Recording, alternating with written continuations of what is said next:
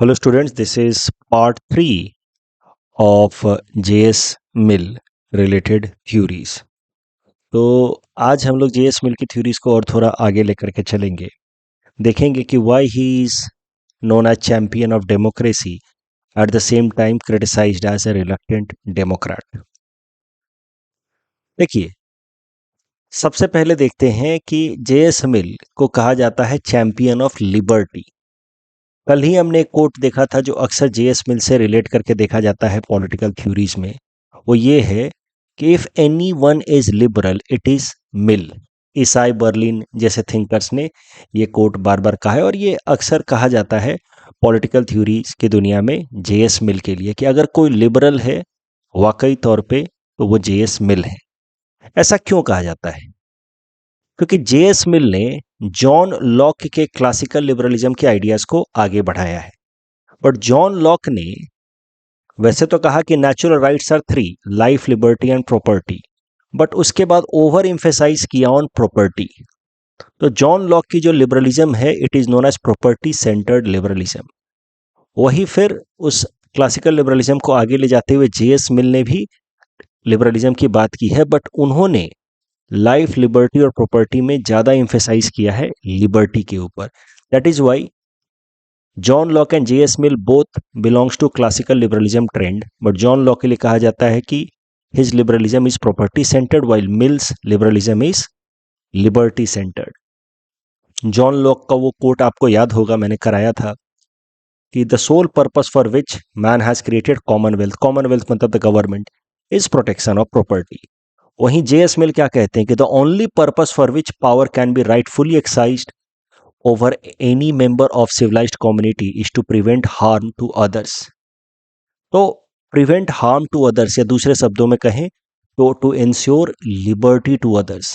तो John lock कहते हैं कि मेनली हम लोग सरकार बनाते हैं ताकि हमारी प्रॉपर्टी प्रोटेक्ट हो सके, और J.S. मिल कहते हैं कि हम लोग सरकार इसलिए बनाते हैं कि कोई हमारे ऊपर हार्म ना करे, या दूसरे शब्दों में हमारी लिबर्टी सिक्योर रहे. तो इसी कारण से कहा जाता है कि दोनों ने कंट्रीब्यूट किया है लिबरलिज्म पे, या लिबरलिज्म की थ्योरी में क्लासिकल लिबरलिज्म को दोनों ने ही सपोर्ट किया है. इनफैक्ट जॉन लॉक इज तो known as father of classical liberalism, but amongst life, liberty and property John Locke has supported property while J.S. Mill has supported liberty the most. और J.S. मिल ने जो liberty पे over emphasise किया है, इसी idea से inspiration लेकर के आप आगे देखेंगे कि लिबरलिज्म की दुनिया में न्यू सेट ऑफ थिंकर्स आएंगे जिनको कहा जाएगा लिबर्टेरियंस, जैसे कि नॉजिक एंड ऑल. उनके बारे में हम आगे देखेंगे. सो अभी क्लासिकल लिबरलिज्म मैं आपको सिखा रहा हूँ, उसमें जॉन लॉक सिखाया, अब J.S. मिल सिखा रहा हूँ. फिर क्लासिकल लिबरलिज्म से आगे लिबरलिज्म के ट्रेंड में हमें नया दौर देखने को मिलेगा. क्लासिकल लिबरलिज्म के बाद लिबरलिज्म के ट्रेंड में हमें देखने को मिलेगा पॉजिटिव लिबरलिज्म. फिर राइज होगा लिबर्टेरियंस का, फिर आएंगे मॉडर्न लिबरल्स. तो इस तरीके से एक नया ट्रेंड हम आगे देखेंगे लिबर्टेरियंस का, जिसको लीड करते हैं रॉबर्ट नॉजिक. आप देखेंगे आगे मैं सिखाऊंगा कि how libertarians get directly inspiration from J.S. Mill theory of liberty. तो लिबर्टेरियंस को एक बार के लिए यहाँ रहने देते हैं, आगे तो हम देखेंगे ही. But there can be no denial कि Mill's liberalism is centred around liberty. और फिर लिबर्टी के ऊपर फोकस करके, एम्फेसाइज करके मिल ने अपनी बाकी कुछ थ्योरीज दी हैं. जैसे Mill has given his theory on freedom of speech and expression कि why it is important. He has given his theory on democracy and freedom of women. तो Mill's liberalism is centered around liberty, and taking forward his liberty, he has given these theories. So today we will be covering freedom of speech and expression and democracy. Tomorrow we will see his view on freedom of women and some criticism. उसके साथ ही कल हम लोग J.S. मिल को wrap up कर लेंगे and we will move to Karl Marx. So let us see कि how taking forward his emphasis on liberty, Mill has given theory of freedom of speech and expression. तो J.S. मिल ने एक किताब लिखी on liberty इन 1859. इस किताब में J.S. मिल कहते हैं कि freedom of speech and expression is the most important characteristic of a liberal state. Liberal state और टोटलिटेरियन स्टेट के बीच का अंतर क्या होता है, ये पहले एक्सप्लेन करते हैं जेएस मिल। कहते हैं कि देखिए, एक लिबरल स्टेट वो होता है जो प्लूरलिज्म को सपोर्ट करता है, डाइवर्सिटी को सपोर्ट करता है, diversity in form of religion, diversity in form of language. तो एक लिबरल स्टेट वो होता है जो डाइवर्सिटी को सपोर्ट करता है, डाइवर्स ओपिनियन को अलाउ करता है, टॉलरेंट होता है towards criticism, it allows disagreement, descent of the people.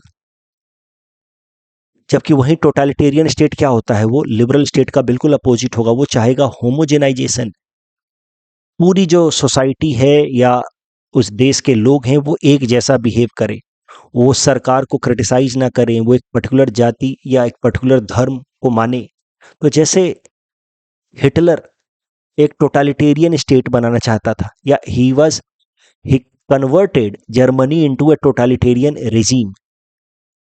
He was looking forward for homogenisation, एक पर्टिकुलर तरीके के लोग ही जर्मनी में रहें, माइनॉरिटीज को वो एग्जीक्यूट कर रहा था, Jews was subjected to concentration camp.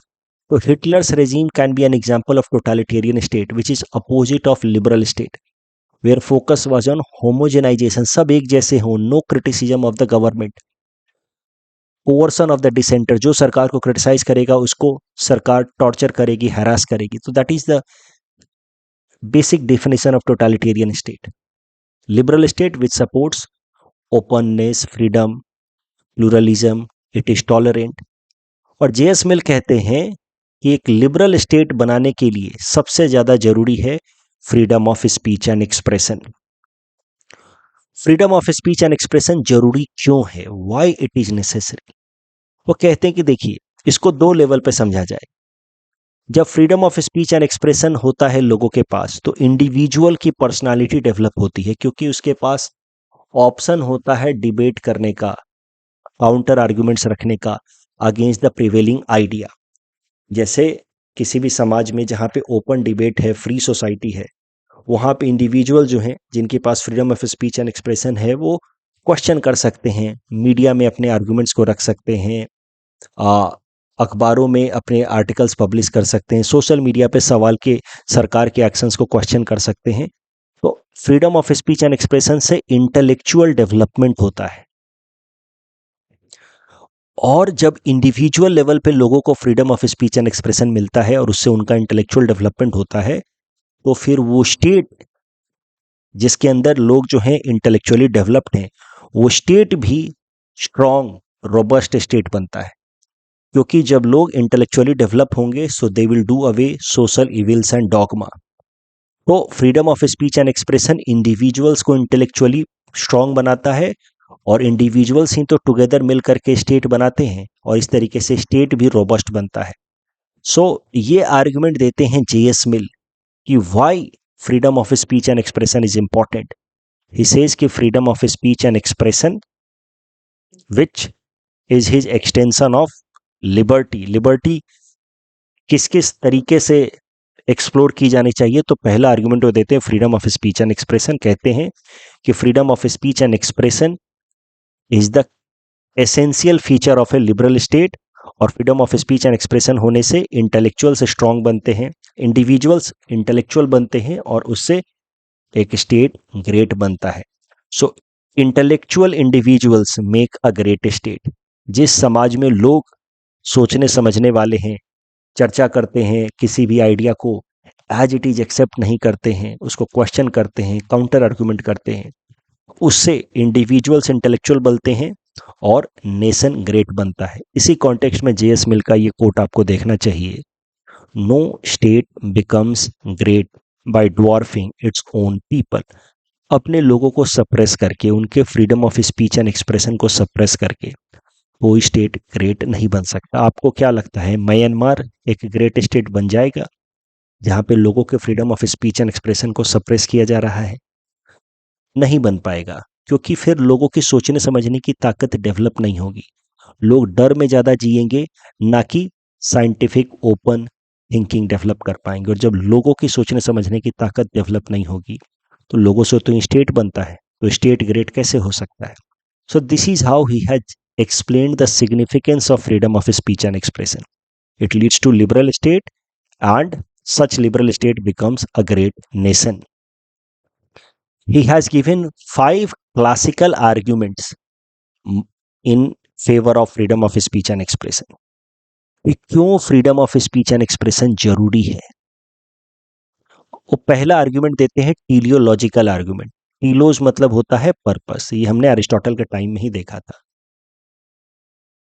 तो जेएस मिल कहते हैं कि देखिए, अरिस्टोटल जैसी ही बातें जेएस मिल कहते हैं कि इंसानों को भगवान ने या नेचर ने बोलने का, कम्युनिकेशन करने का गिफ्ट दिया है। जानवर आवाज जनरेट कर सकते हैं बट वो कम्युनिकेट नहीं कर सकते। इंसानों को बोलने का गिफ्ट नेचर ने क्यों दिया होगा? अगर कोई चीज हमें मिली है, कोई चीज होती है तो उसके पीछे कुछ ना कुछ पर्पस है। तो हमें बोलने का जो गिफ्ट है, इसके पीछे का पर्पस क्या है?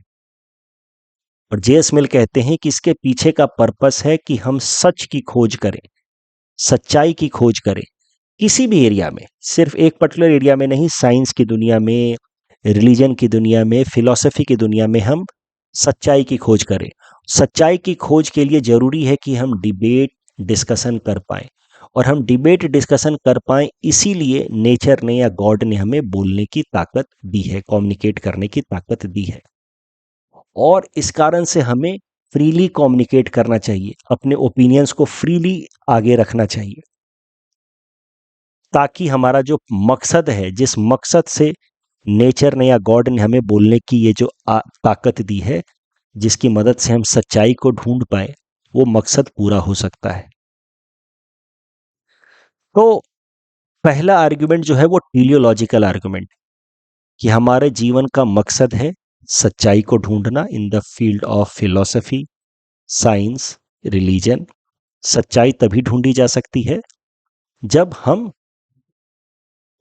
खुले तौर पे अपने ओपिनियन को रखें। क्यों हमारे जीवन का मकसद है सच्चाई ढूंढना?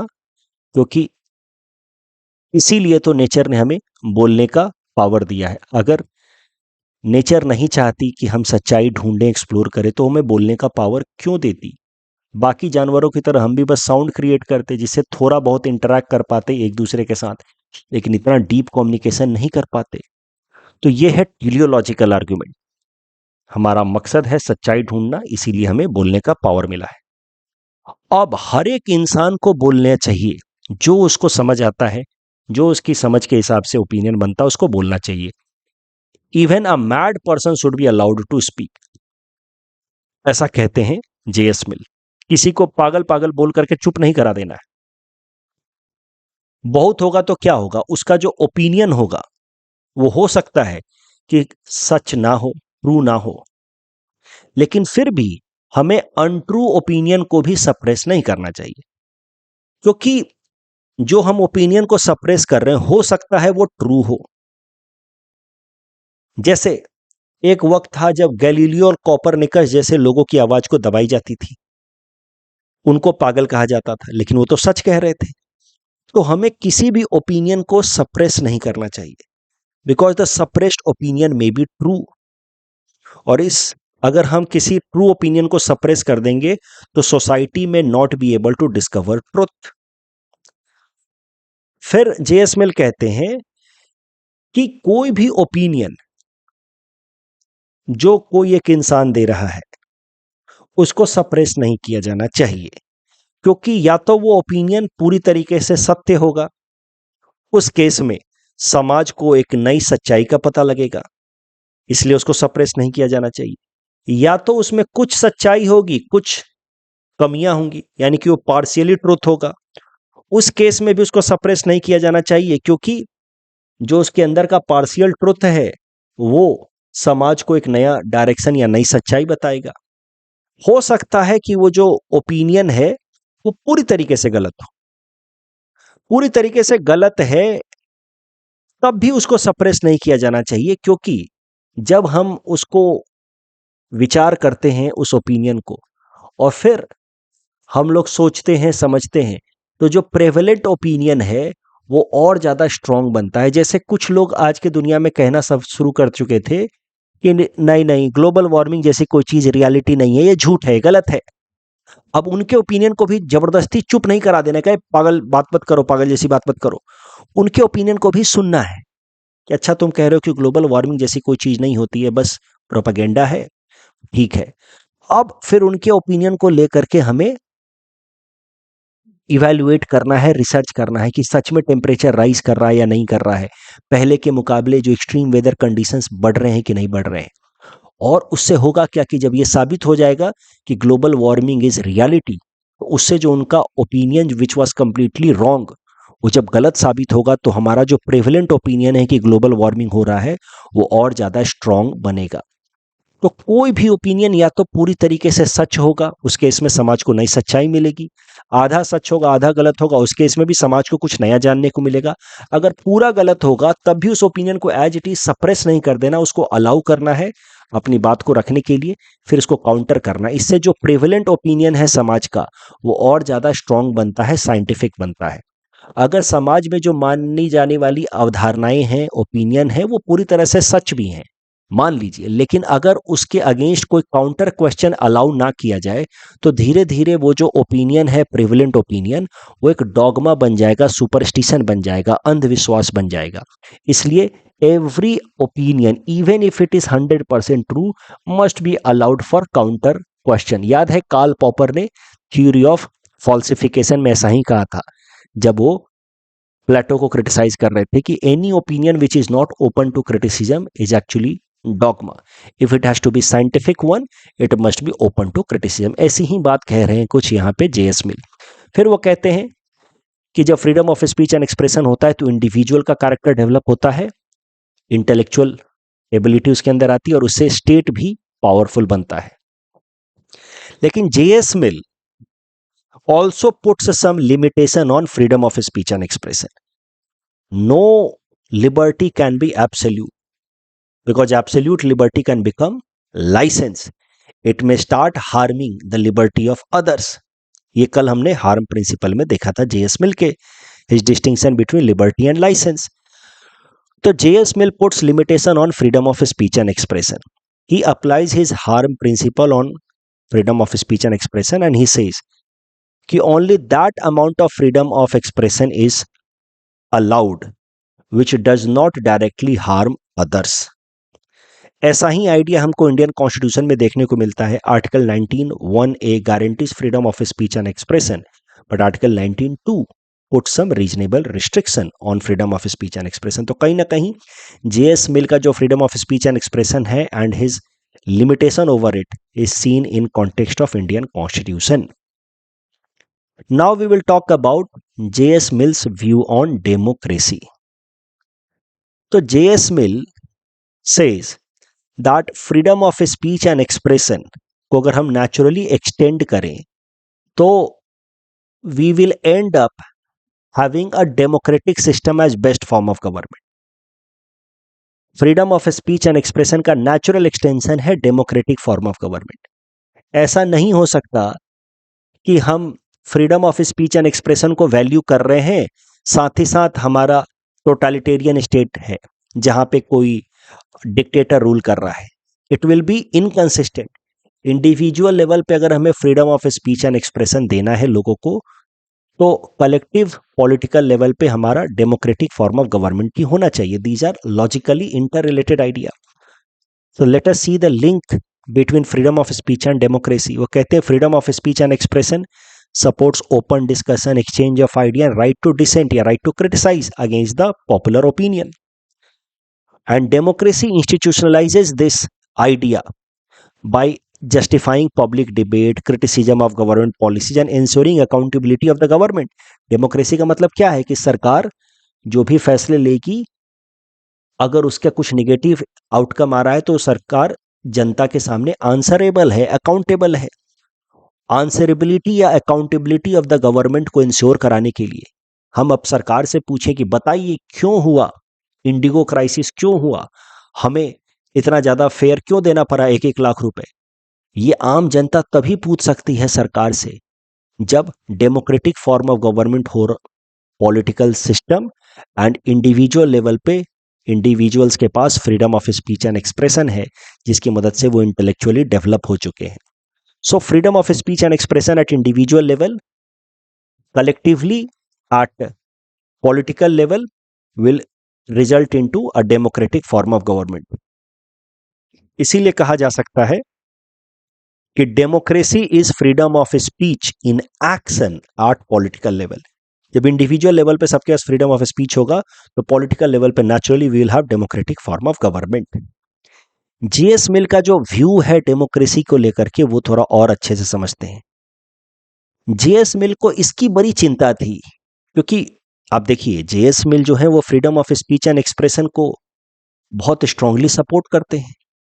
तो जेएस मिल ने फिर डेमोक्रेसी के ऊपर लिखते हुए एक फियर को अपने बड़ा स्ट्रांग तरीके से डिस्कस किया है कि एक बड़ी समस्या है डेमोक्रेटिक फॉर्म ऑफ गवर्नमेंट में कि जो लोग मेजॉरिटी में होते हैं वो माइनॉरिटी के freedom of speech and expression को सप्रेस कर देते हैं, माइनॉरिटी के ओपिनियन को सप्रेस कर देते हैं. तो democracy should not be considered just in form of numbers, कि जिसके पास मेजॉरिटी वोट्स है, जो भी मेजॉरिटी ओपिनियन है उसकी बात मानी जाए, माइनॉरिटीज की बात को सप्रेस की जाए. This can not be considered as true democracy. So J S Mill explains what is essence of democracy. He says democracy is not mere head counting, a rule of brute majority. Democracy is about open discussion, rule of argument, not numbers. JS Mill कहते हैं कि quality of opinion should prevail, not the quantity of its supporter. कितने लोग एक opinion को support कर रहे हैं वो ओपिनियन इंप्लीमेंट नहीं होना चाहिए. ज्यादा लोग सपोर्ट कर रहे हैं इस बेसिस पे एक ओपिनियन को इंप्लीमेंट नहीं किया जाना चाहिए. एक ओपिनियन को इंप्लीमेंट किया जाना चाहिए on the basis of its nature. अगर अच्छा है, उस ओपिनियन में विजनरी आइडिया है, देश प्रगति कर सकता है उस आइडिया को इंप्लीमेंट करके, तब उस आइडिया को इंप्लीमेंट करना चाहिए. So democracy should not be just seen in terms of number. JS Mill का यही सबसे बड़ा डर था कि in the name of democracy we will end up having tyranny of majority या टोटलिटेरियनिज्म ऑफ मेजॉरिटी. इसीलिए डेमोक्रेसी के लिए वो कहते हैं कि it is not majority rule, it should be a reasoned consensus, कि सब लोग मिलजुल करके चर्चा करके फैसला करें. ये नहीं कि किसी भी मुद्दे पे वोटिंग करा लिया कि हाँ भाई बताओ कितने लोग फेवर में है, 70% लोग फेवर में आ गए, बस बोले हाँ ये ओपिनियन सही है, डेमोक्रेटिक है ये ओपिनियन. बोले ये डेमोक्रेसी नहीं है. आप जो भी फैसला कर रहे हो उस पर चर्चा भी कीजिए. इसी कॉन्टेक्स्ट में उनका एक कोट देखा जा सकता है कि just as we do not approve tyranny of one over all, we can not approve tyranny of all over one. अगर समाज में एक आदमी समाज के बाकी सारे लोगों को हैरास कर रहा है, वो भी जस्टिफाइड नहीं है. यानी कि डिक्टेटरशिप जस्टिफाइड नहीं है, लेकिन opposite is also not justified. समाज के सारे लोग मिलकर के समाज के किसी एक आदमी के ओपिनियन को सप्रेस कर रहे हो तो वो भी जस्टिफाइड नहीं है. भाई उस इंसान को भी बोलने का हक है. इस कोर्ट की मदद से JS mill is expressing his concern regarding the application of democracy, कि sometimes while applying democracy we end up having electoral system जहां पे वन मैन वन वोट होता है, मेजॉरिटी वोट पाने वाली पार्टी जीत जाती है, सरकार बना देती है, फिर मेजॉरिटी के व्यूज ही इंप्लीमेंट होते हैं और माइनॉरिटी के आइडियाज सप्रेस होते हैं. That can not be called democracy, that should be known as tyranny. If majority imposes its opinion over minority without giving due concern, due respect to the minority's interest and justified rights, then that should not be called democracy, rather it should be called tyranny of majority.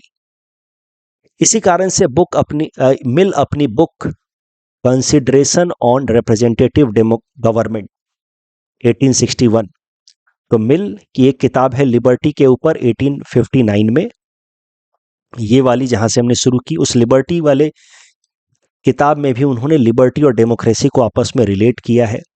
और फिर मिल ने किताब लिखी है specifically on democracy, consideration on representative government, published in 1861.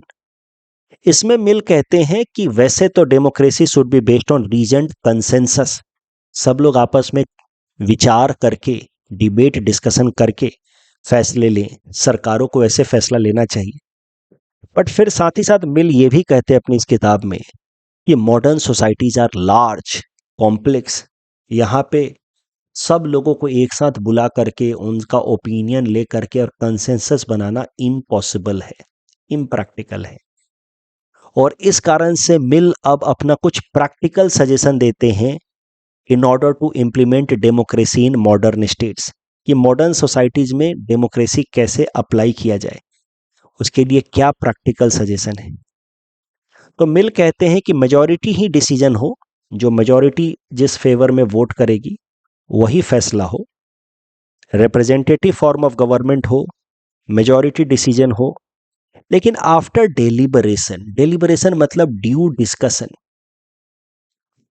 जैसे America में होता है ना, अमेरिका में इलेक्शन से पहले, जो प्रेसिडेंट का इलेक्शन होता है उसके पहले वहाँ कॉकस होता है। कॉकस मतलब वहाँ पे जो प्रेसिडेंशियल कैंडिडेट्स होते हैं वो आमने सामने खड़े हो जाते हैं और फिर उनके पॉलिसीज के ऊपर डिबेट डिस्कशन होता है।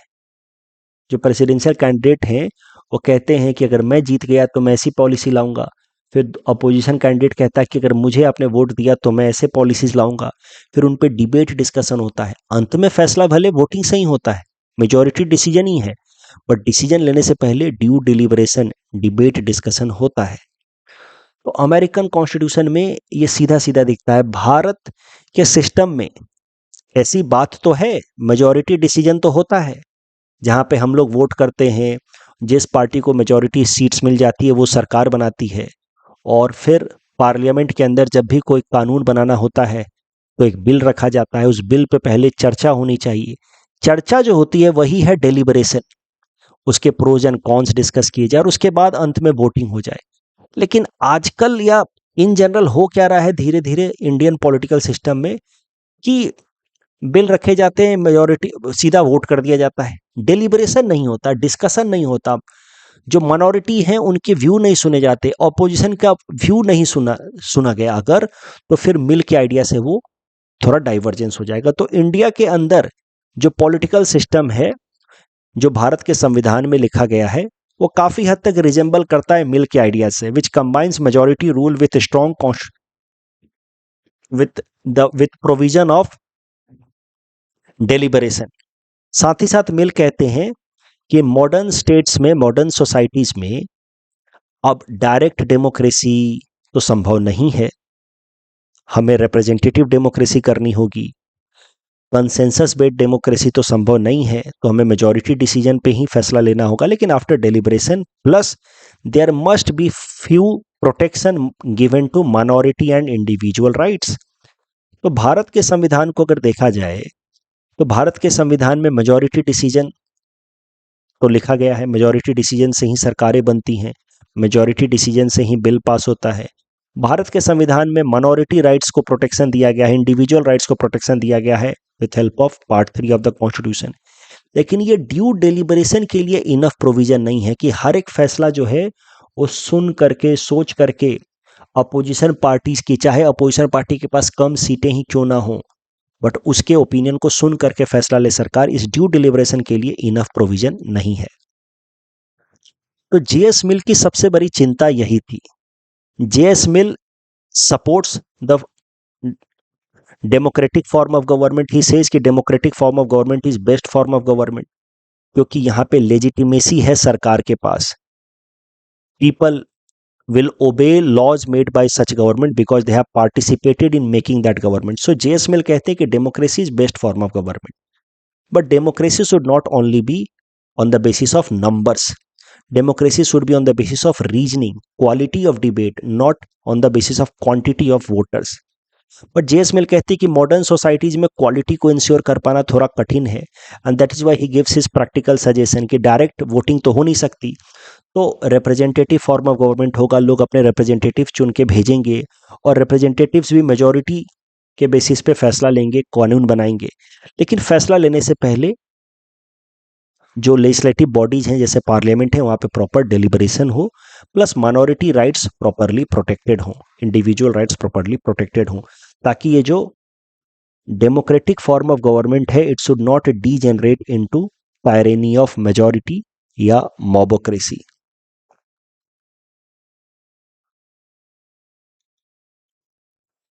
लेकिन जेएस मिल कुछ ऐसी बातें भी सजेस्ट करते हैं जो इंडियन पॉलिटिकल सिस्टम में बिल्कुल भी प्रैक्टिस नहीं होती। इनफैक्ट दुनिया के किसी देश में डेमोक्रेटिक फॉर्म ऑफ गवर्नमेंट में प्रैक्टिस नहीं होती आज के टाइम में। जैसे वो कहते हैं कि डेमोक्रेसी को मोबोक्रेसी या टायरेनी ऑफ मेजॉरिटी में डीजेनरेट होने से बचाने के लिए कुछ सजेशंस वो देते हैं। कहते हैं वेटेड वोटिंग होनी चाहिए। वोट सब लोग करेंगे, everyone should have voting right, लेकिन जो एजुकेटेड लोग हैं या प्रॉपर्टीड लोग हैं उनके वोट का वैल्यू ज़्यादा होना चाहिए। जैसे एक शराबी आदमी है तो उसका वोट का वैल्यू है 1, डॉक्टर एपीजे अब्दुल कलाम का वोट का वैल्यू होना चाहिए 10, मुकेश अंबानी के वोट का वैल्यू भी होना चाहिए 5 या 6, क्योंकि प्रॉपर्टी है जिस आदमी के पास, वो कहीं ना कहीं प्रॉपर्टी वाला आदमी जो है वो थोड़ा रैशनल होगा। ये थिंकिंग है जेएस मिल की। यहाँ पे जेएस मिल थोड़ा जॉन लॉक से मिलते जुलते दिखते हैं। प्लूरल वोटिंग, एक इंसान की अगर 4 कॉन्स्टिट्यूएंसी में प्रॉपर्टी है तो जहां जहां उसकी प्रॉपर्टी है वहां वहां पे उसको वोटिंग राइट्स होना चाहिए। तो यहां जा करके जेएस मिल और जॉन लॉक बहुत सिमिलर दिखने लगते हैं। जहां जहां पे प्रॉपर्टी है वहां वहां पे आपको वोटिंग राइट्स होना चाहिए। प्रोपोर्शनल रिप्रेजेंटेशन, प्रोपोर्शनल रिप्रेजेंटेशन से फायदा क्या होगा कि when minorities will get some representation. जैसे समाज में 10% लोग माइनॉरिटी कम्युनिटी के हैं तो लेजिस्लेटिव बॉडी के अंदर 10% सीटें माइनॉरिटी के लिए होनी चाहिए, that is proportional representation. So J S mill is against the concept of first past the post system जो भारत में होता है। JS Mill supports the idea of A stronger upper house. Upper house जहां पे इंटेलेक्चुअल लोग हों, जैसे इंग्लैंड में है हाउस ऑफ लॉर्ड, जो किसी भी बिल के ऊपर सरकार को सजेस्ट कर पाए ताकि ड्यू डेलिबरेशन हो पाए बिफोर लॉ मेकिंग। जेएस मिल सजेस्ट ओपन बैलेट। इंसान जब वोट करे तो सीक्रेट बैलेट में ना वोट करे, ओपन बैलेट में वोट करे, उससे उसकी अकाउंटेबिलिटी बनती है।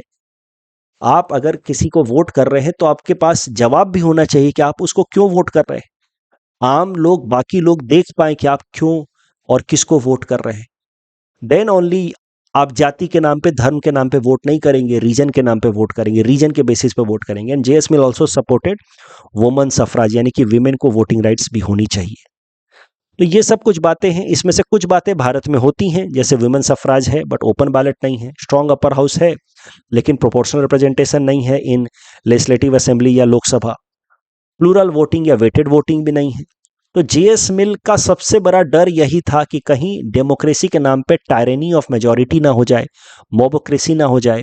उसके लिए वो कहते हैं कि कोई भी फैसला मेजॉरिटी डिसीजन से हो बट डिलिबरेशन के साथ हो, डिस्कशन के बाद हो, और माइनॉरिटी और इंडिविजुअल राइट्स प्रोटेक्टेड हो, प्लस ये सारे प्रोविजंस भी फॉलो होने चाहिए।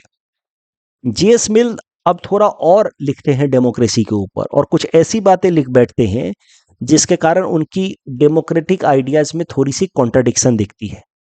जेएस मिल अपनी इस किताब में कॉन्सिडरेशंस ऑन रिप्रेजेंटेटिव गवर्नमेंट कहते हैं कि democracy is not a free gift. ये हर आदमी को, हर समाज को डेमोक्रेसी अवेलेबल नहीं होना चाहिए। डेमोक्रेसी उसी समाज में लाया जाना चाहिए, डेमोक्रेटिक फॉर्म ऑफ गवर्नमेंट उसी समाज में लाना चाहिए जहां पे लोग सिविक कल्चर वाले हैं, जहां लोगों के पास पॉलिटिकल मैच्योरिटी है। It can not be introduced everywhere. Introducing democracy in a society जहां लोग पॉलिटिकली मैच्योर हैं ही नहीं, जहां लोगों के पास रीजनिंग करने की एबिलिटी है ही नहीं, वहां पे क्या डेमोक्रेसी लगाओगे? वहां डेमोक्रेसी लगाओगे तो democracy will reduce into numbers game and it will degenerate into mobocracy. और ये आर्गुमेंट दे करके जेएस मिल कहते हैं कि भारत जैसे देश में अभी डेमोक्रेसी नहीं लगाया जा सकता। याद कीजिए जेएस मिल जिस वक्त लिख रहे हैं उस टाइम में ब्रिटेन ने भारत को गुलाम बनाया हुआ है। भारत में धीरे धीरे आज़ादी की डिमांड अब राइज हो रही है और जेएस मिल रिजेक्ट करते हैं इंडिया के अंदर इंडिपेंडेंस की डिमांड को। कहते हैं कि India was once a great civilization but currently in 19th century it is not fit for representative democracy, क्योंकि वहां पे लोगों के पास पॉलिटिकल मैच्योरिटी नहीं है। अब जेएस मिल का ये जो कॉशियस अप्रोच है टुवर्ड्स डेमोक्रेसी की, भैया वहीं डेमोक्रेसी लगाए जहां पे लोग तैयार हों उसके लिए। इस अप्रोच के कारण जेएस मिल को क्रिटिसाइज करते हैं कई सारे थिंकर्स, जो ट्रूली सेंस में लिबरल थिंकर्स हैं, जो चाहते हैं कि दुनिया में हर जगह लोगों को राइट टू सेल्फ रिप्रेजेंटेशन का अधिकार होना चाहिए। वो लोग क्रिटिसाइज करते हैं जेएस मिल को। उसमें से एक क्रिटिक हैं जेएस मिल के, सीएल वाइपर। वो कहते हैं कि JS mill is not actually champion of democracy, he is actually a reluctant Democrat. ये आदमी ठीक डेमोक्रेसी को सपोर्ट नहीं कर रहा है, ये डेमोक्रेसी बढ़ने नहीं देना चाहता। ये डेमोक्रेसी को लेकर के इसकी थिंकिंग बड़ी कंजर्वेटिव है। कुछ ही लिमिटेड समाज में ये डेमोक्रेसी लाना चाहता है और लिमिटेड लोगों को ही ये पावर देना चाहता है डेमोक्रेसी के अंदर, वोटिंग देना चाहता है। इसीलिए वेटेड वोटिंग की बात करता है। कहता है कि कई समाजों में, भारत जैसे समाजों में डेमोक्रेसी नहीं लाई जा सकती, and that is why he is being criticized as a reluctant Democrat.